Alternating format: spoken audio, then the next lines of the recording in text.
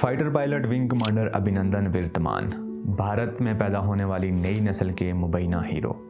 नई नस्ल को बताया जा रहा है कि फरवरी 2019 को पाक भारत फ़िज़ाई झड़प के दौरान अभिनंदन वर्तमान ने पाकिस्तान के F-16 तैयारे को तबाह किया और फिर वो अपने महाज पर डटे हुए थे कि एक मिसाइल ने उनके तैयारे को हिट किया और यूं वो दुश्मन के इलाके में गिर गए। लेकिन दुश्मन के इलाके में गिरने के बावजूद अभिनंदन ने बहादुरी और शुजाअत का मुजाहरा किया। नई नस्ल के कच्चे जहनों में अभिनंदन को हीरो बनाकर पेश करने के लिए भारत सरकार ने अभिनंदन को वीर चक्र अवार्ड से भी नवाज दिया है।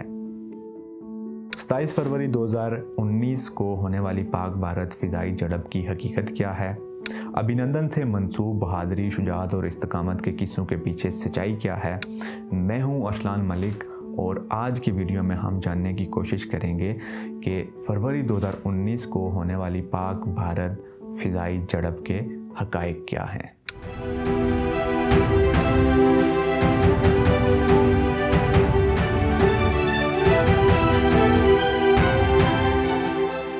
फरवरी 2019 पाक भारत जंगी तारीख में एक इंतहाई अहम बाब है। ये वो वक्त था कि जब दोनों ममालिक एक दूसरे के ख़िलाफ़ किसी भी हद तक जाने को तैयार थे, जिसका सबूत हाल ही में जारी अमेरिका के साबिक सेक्रेटरी स्टेट माइक पोम्पियो की एक स्टेटमेंट है, जिसमें उन्होंने ये कहा था कि फरवरी 2019 में पाक भारत एक दूसरे के ख़िलाफ़ जौहरी हथियारों का इस्तेमाल करने वाले थे, लेकिन अमेरिका ने बरवक्त अपना किरदार अदा किया और दोनों ममालिक को बल्कि पूरे खित्ते को एक बड़ी तबाही से बचा दिया।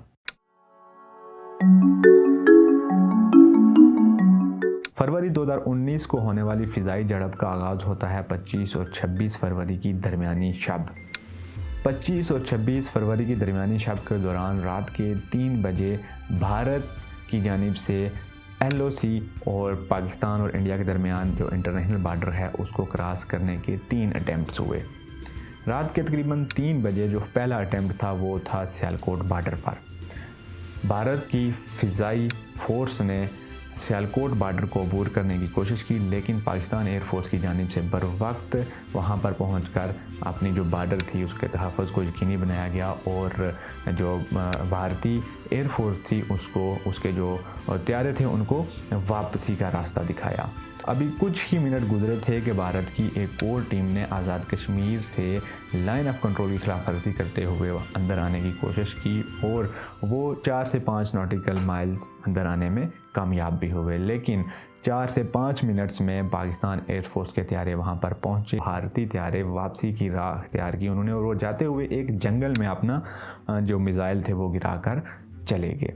तो ये वो रात थी जहाँ से ये सारा वाक़या इनिशिएट हुआ और रात के 3 बजे उस वक्त के वज़ीर आज़म इमरान खान, उस वक्त के chief of army staff general Qamar Javed Bajwa और उस वक्त के air chief marshal Mujahid Anwar Khan hard line पर उन्होंने आपस में डिस्कशन की और उनको जब पता चला कि इस तरीके से ये वायलेशन हुई है तो उन्होंने डिस्कशन की कि इसका रिस्पांस क्या दिया जाए। तो वहाँ पर ये फ़ैसला किया गया कि पाकिस्तान की जानिब से पहले जो असेसमेंट की जाएगी कि जो भारत की जानिब से अटैक हुआ है उसमें क्या किसी का खून तो नहीं बहा, पाकिस्तान का नुकसान कितना हुआ, उसके बाद रिस्पांस दिया जाएगा। तो दूसरे ही रोज़ जो सुबह सवेरे एक इंतहाई अहम मीटिंग हुई जिसमें ये डिस्कस हुआ कि रिस्पांस कैसे देना चाहिए। तो वहाँ पर कुछ लोगों ने ये मशवरा दिया कि फिल पाकिस्तान को रिस्पांस दे देना चाहिए, लेकिन उस वक्त के chief of army staff general Qamar Javed Bajwa ने ये मशवरा दिया कि हमें पहले रिस्क असेसमेंट, हमें जो डेथ्स का था वो सारा अकाउंट कर लेना चाहिए कि जो भारत की जानिब से अटैक हुआ उसमें हमारा नुकसान कितना हुआ, ताकि जितना हमारा नुकसान हुआ उसके मुताबिक इंडिया को रिस्पांस दिया जाए। तो इस पर इत्फाक किया गया कि सबसे पहले हम ये देखेंगे कि भारत की जानिब से जो हमला किया गया है उसमें हमारा नुकसान कितना हुआ। तो उसी रोज़ उस वक्त के DGSPR major general Asif Ghafoor की भी प्रेस कॉन्फ्रेंस सामने आई और उन्होंने प्रेस कॉन्फ्रेंस में आकर वाज़ेह तौर पर बताया कि भारत की जानिब से इस तरह 3 जगहों से वायलेशन करने की कोशिश की गई और वो line of control Azad Kashmir से अंदर आए और एक जंगल में उन्होंने मिसाइल गिराए और वापस उनको भागना पड़ा। और यूँ ये वो फर्स्ट मौका था कि पाकिस्तान की जानिब से ये पहले बताया गया कि इंडिया ने इस तरह से हमला किया किया था। और इस स्टेटमेंट के बाद भारत की जानिब से भी बातें सामने आई जी कि वाकई हमने हमला किया था। और फिर उन्होंने ये क्लेम भी करना शुरू कर दिया कि जो मिसाइल गिराए गए हैं वो किसी जंगल में नहीं बल्कि एक दहशतगर्दों की सेंचुरी थी, दहशतगर्दों का एक ट्रेनिंग सेंटर था, वहाँ पर वो मिसाइल गिराए गए थे। लेकिन पाकिस्तान ने इसको डिनाई किया, न सिर्फ डिनाई किया बल्कि बाद में इंटरनेशनल मीडिया और जो ऑब्जर्वर्स थे यूनाइटेड नेशंस के उनको भी वहाँ पर ले जाकर वहाँ पर बताया गया कि जहाँ पर ये वाक़या हुआ वहाँ पर कोई आबादी नहीं थी। जो इंडिया का क्लेम था कि 350 के लगभग दहशतगर्द मारे गए, तो वहाँ पर एक इंसान भी नहीं मारा गया था क्योंकि ये बालाकोट के एक जंगल में मिसाइल गिराए गए थे और वहाँ पर कोई आबादी मौजूद नहीं थी। तो ये जो दिन था 25 से लेके 26 का दिन, ये बड़ी एक टेंशन ज़दा सूरत हाल थी दोनों ममालिक के दरमियान। और ख़ुसूसन पाकिस्तान में बड़ा गम और गुस्सा पाया जा रहा था कि ये कैसे हो सकता है कि इंडिया की जानिब से इतनी बड़ी वायलेशन हो और वो फिर इस तरह मिसाइल गिरा कर चले जाएँ। लेकिन DGISPR की जो प्रेस कॉन्फ्रेंस थी उसमें भी वाज़ेह कहा गया था कि पाकिस्तान की तरफ से रिस्पांस आएगा और लाजमी आएगा।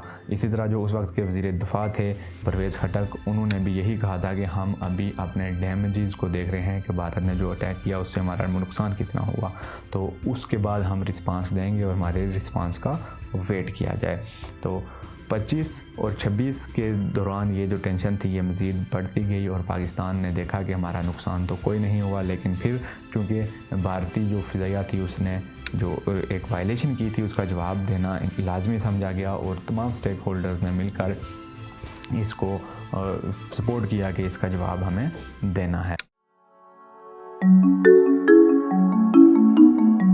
27 फरवरी 2019 का दिन इंतहाई अहम दिन है पाक भारत ताल्लुकात को लेकर, क्योंकि इसी दिन पाकिस्तान की जानिब से जो पाकिस्तान की एयर फोर्स है उसने एक मार का सर अंजाम दिया और वहाँ पर जाकर इंडिया को बताया कि वो किस पानी में है उनकी फ़िज़ाइया और वो जंग का जवाब जंग से दे सकते हैं, लेकिन यह है कि वो अमन को हमेशा फर्स्ट प्रायोरिटी समझते हैं। 27 फरवरी 2019 को पाकिस्तान की जानिब से जो प्लान तैयार किया गया था उस प्लान के मुताबिक पाकिस्तान के मुख्तलिफ एयरबेसों से तकरीबन 18 के लगभग जो जंगी जहाज़ थे उन्होंने उड़ान भरी। इन जंगी जहाज़ों में JF-17 थंडर और महराज त्यारे शामिल थे। हर पायलट को बड़ा क्लियर और वाज़ेह पैगाम मिल चुका हुआ था कि उसकी क्या रिस्पॉन्सिबिलिटी है और वो तैयार थे। तमाम पायलट्स को बता दिया गया था कि उन्होंने कौन कौन से जो टारगेट्स हैं वो लॉक करने हैं। भारत में 6 से 8 टारगेट्स को लॉक कर दिया गया था। राजौड़ी जो ब्रिगेड था उसको भी लॉक किया गया था। इसी तरीके से असलहा डिपो के समेत तकरीबन 6 टारगेट्स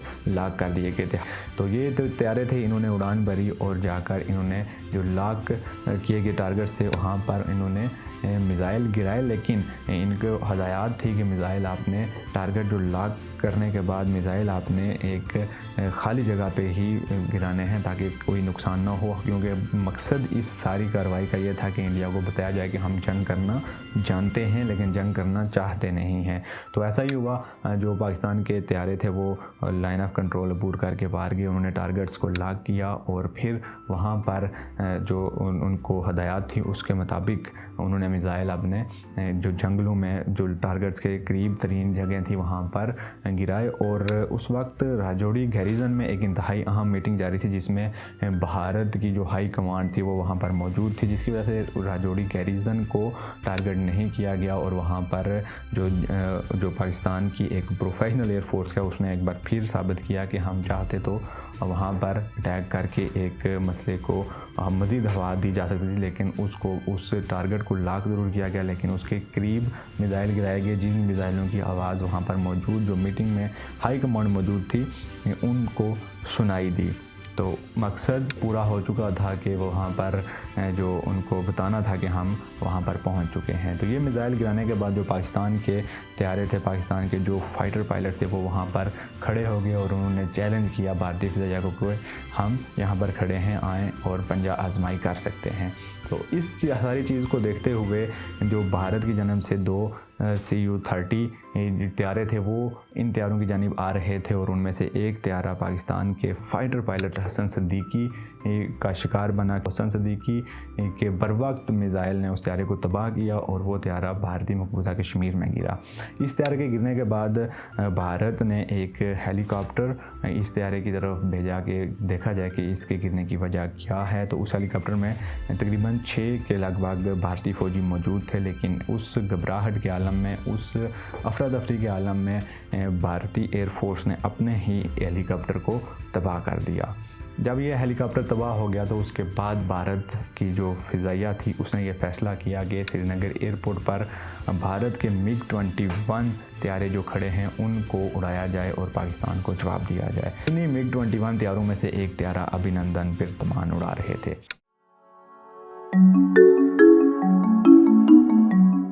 यूँ ही अभिनंदन ने उड़ान भरी तो पाकिस्तान के जो प्रोफेशनल पायलट्स वहाँ पर मौजूद थे फ़िज़ा में, उन्होंने अभिनंदन के जो MiG-21 को सक्सेसफुली हैक किया और उसका जो राब्ता था कंट्रोल टावर के साथ वो मुनक़ते हो गया और यूँ अभिनंदन LOC क्रॉस कर गया। अभिनंदन ने जो ही LOC क्रॉस की तो पाकिस्तान के विंग कमांडर मोहम्मद नुमान, उनके तैयारे के मिसाइल ने उनको हिट किया और अभिनंदन का तैयारा तबाह हुआ और अभिनंदन ने इजेक्ट किया और यूँ वो पाकिस्तान के ज़ेर इंतज़ाम कश्मीर में गिर गए।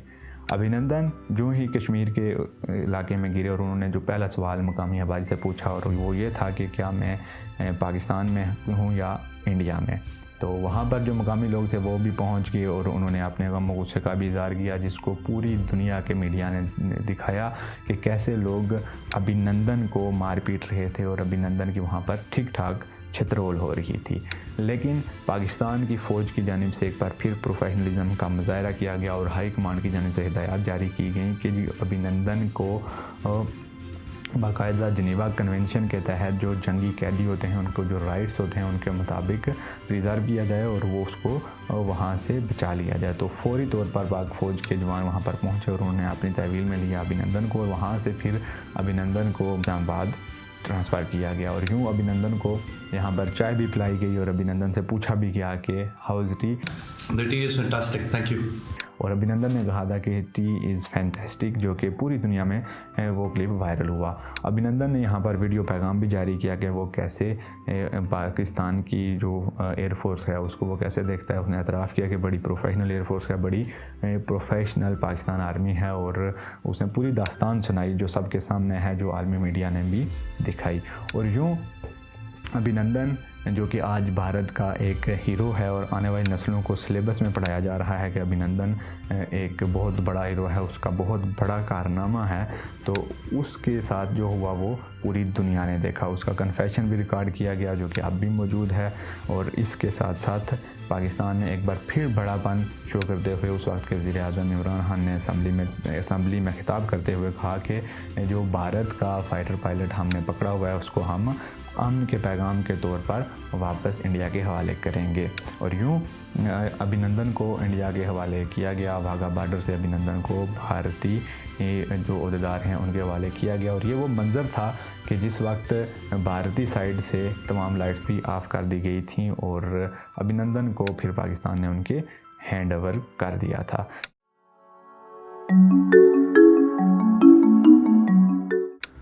फरवरी 2019 को होने वाली पाक भारत फ़िज़ाई झड़प की कहानी के हक़ाइक़ जानने के बाद अब हम ये जानने की कोशिश करेंगे कि थ्रू आउट दिस एपिसोड कौन से मुल्क ने क्या क्या दावे किए और क्या क्या सबूत पेश करने में ये मालिक कामयाब रहे।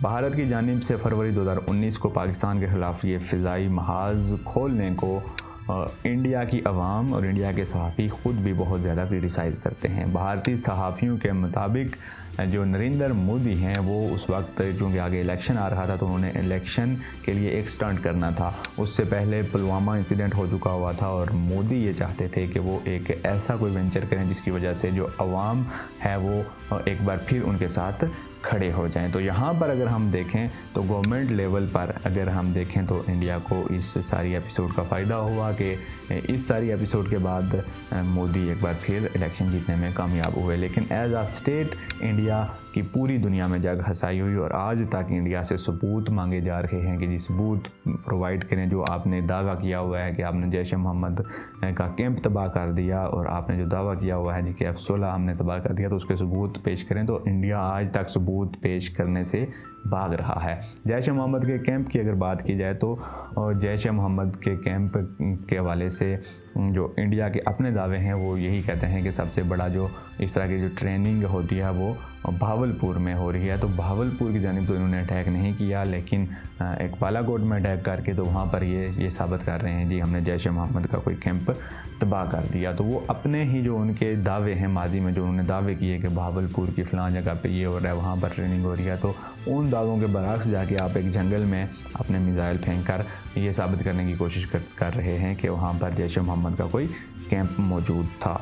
तो भारत की जानिब से भी आवाज़ें उठना शुरू हो चुकी हुई हैं। दी वायर में वाज़े तौर पर भारतीय साफ़ी ने लिखा है कि जी मोदी का ये जो स्टंट था ये एक इलेक्शन स्टंट था और ये भी दावा किया गया है कि इस स्टंट में अमेरिका को भी ऑन बोर्ड लिया गया था। तो अगर हम कड़ी से कड़ी मिलाएं तो हाल ही में अमेरिका की जानिब से एक स्टेटमेंट आई थी कि फरवरी 2019 में पाकिस्तान और भारत एक दूसरे के खिलाफ न्यूक्लियर वेपन इस्तेमाल करने के करीब पहुंच चुके थे। तो फिर बर वक्त पाकिस्तान और भारत को रोका गया और अमेरिका ने अपना किरदार अदा किया। तो वहाँ से भी ये बात वाज़ेह होती है कि वाकई भारत ने ही अमेरिका को बताया कि ये मामला हो चुका है और भारत ने शायद कि वो पहले से अमेरिका को ऑन बोर्ड ले चुका हुआ था। और ये जो क्लेम्स किए जा रहे हैं ये भारतीय मीडिया ही खुद कर रहा है कि भारत ने ये अमेरिका के साथ मिलकर ये वेंचर प्लान किया था।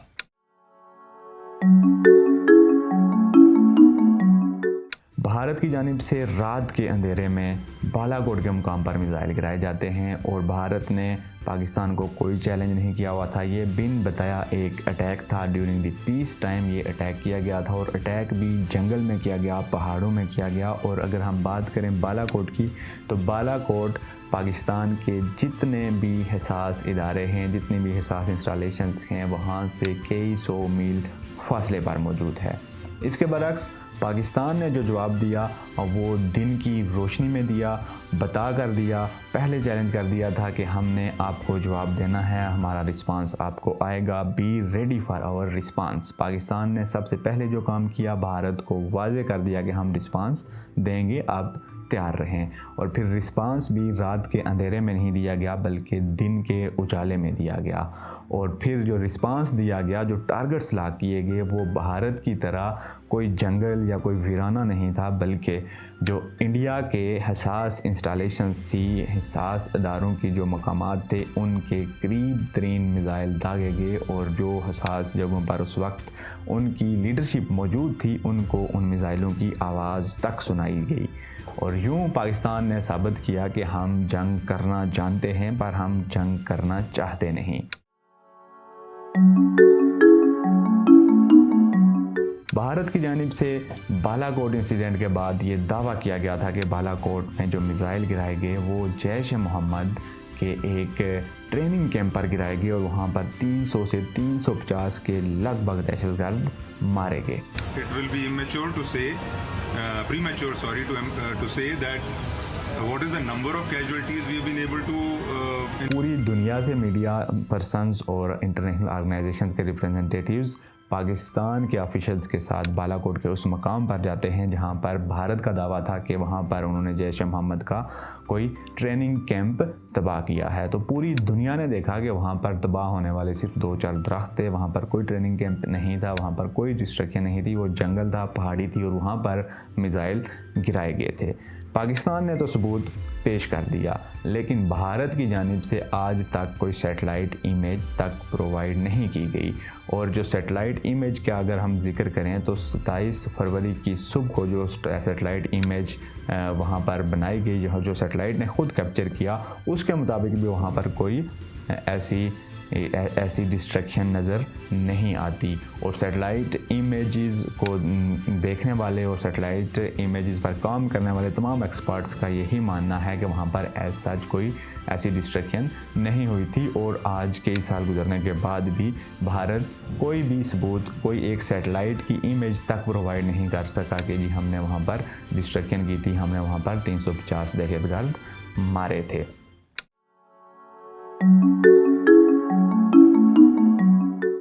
इस एपिसोड के दौरान जब अभिनंदन को पाकिस्तान के फाइटर जेट्स ने सक्सेसफुली उसके MiG-21 को तबाह किया और अभिनंदन को कैप्चर करने में पाकिस्तान की एयरफोर्स कामयाब हुई, तो उसके बाद भारत की जानिब से दावा किया गया कि अभिनंदन ने पाकिस्तान के एक F-16 को हिट किया और F-16 को तबाह करने के बाद जो अभिनंदन था वो बड़े महारत के साथ अपनी लड़ाई जारी रखे हुए था और उसके बाद अभिनंदन को एक मिसाइल ने हिट किया जिसकी वजह से वो पाकिस्तान की जानिब गिर गए।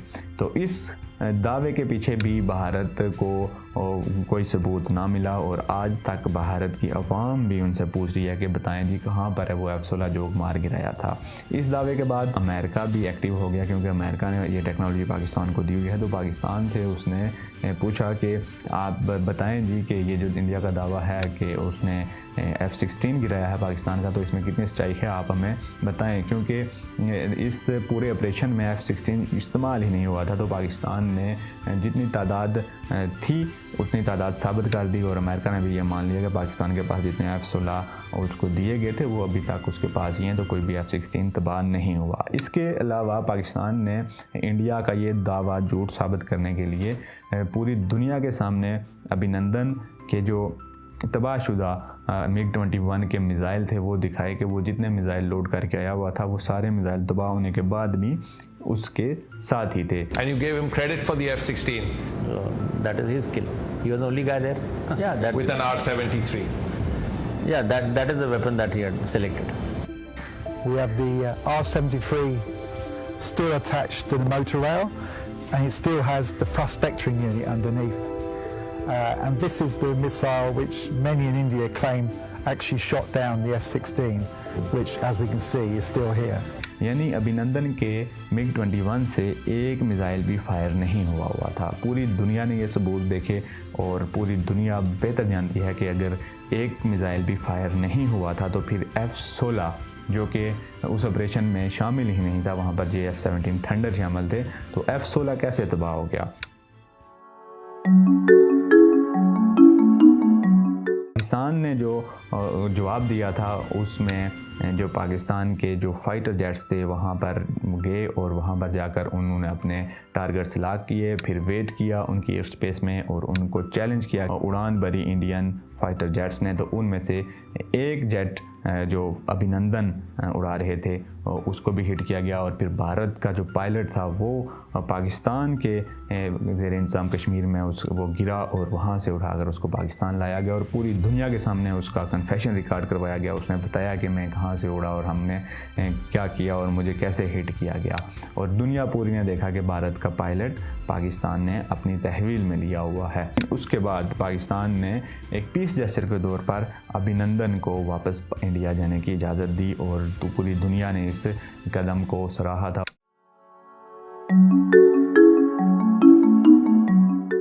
पाकिस्तान की सिक्योरिटी फोर्सेस और पाकिस्तान के सिक्योरिटी निज़ाम पर जो पहला सवाल उठता है इस सारे सिनेरियो में वो ये उठाया जाता है जी कि ये कैसे हो गया कि बालाकोट तक उनके जहाज़ आकर अपने मिसाइल गिरा कर चले गए और इनको शायद पता भी ना चला। तो ऐसा हरगिज़ नहीं है। उस रात के 3 बजे 3 डिफरेंट जगहों पर अटैक हुए थे और 2 जगहों पर पाकिस्तान की जो एयरफोर्स थी बर वक्त पहुँच कर उन्होंने वहाँ से भारतीय जो तैयारे थे उनको वापस भागने पर मजबूर किया था और ये तीसरी जगह पर वो कुछ नॉटिकल माइल्स अंदर आए थे और फिर वहाँ पर भी पाकिस्तान के पास ये ऑप्शन था कि वो मिसाइल के थ्रू उन जहाज़ों को मार गिराएं। लेकिन वो अगर ऐसा कर दिया जाता तो पाकिस्तान की जो एयर फोर्स की कैपेबिलिटी है वो क्वेश्चन हो जाती कि जी अगर वहाँ से एयर फोर्स का अटैक था तो आपको भी एयर फोर्स से जवाब देना चाहिए था।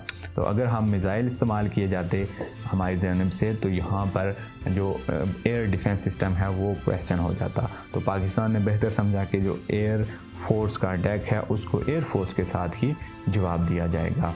तो ये जो सवाल उठाया जाता है कि शायद पाकिस्तान को पता नहीं चला, तो ऐसा हरगिज़ नहीं है। अगर पाकिस्तान को पता ना चलता तो भारतीय तैयारे एक जंगल में अपने मिसाइल गिराकर भागने पर मजबूर ना होते। आज की वीडियो से इतना ही। अगर आपको वीडियो पसंद आई है तो वीडियो को लाइक कर दें, चैनल पर नए हैं तो चैनल को सब्सक्राइब कर दें, साथ दिए गए बेल आइकन को भी प्रेस कर दें ताकि हर आने वाली नई वीडियो आप तक बर वक्त पहुँच सके। अस्सलाम वालेकुम, साइनिंग आउट, अल्लाह हाफिज़।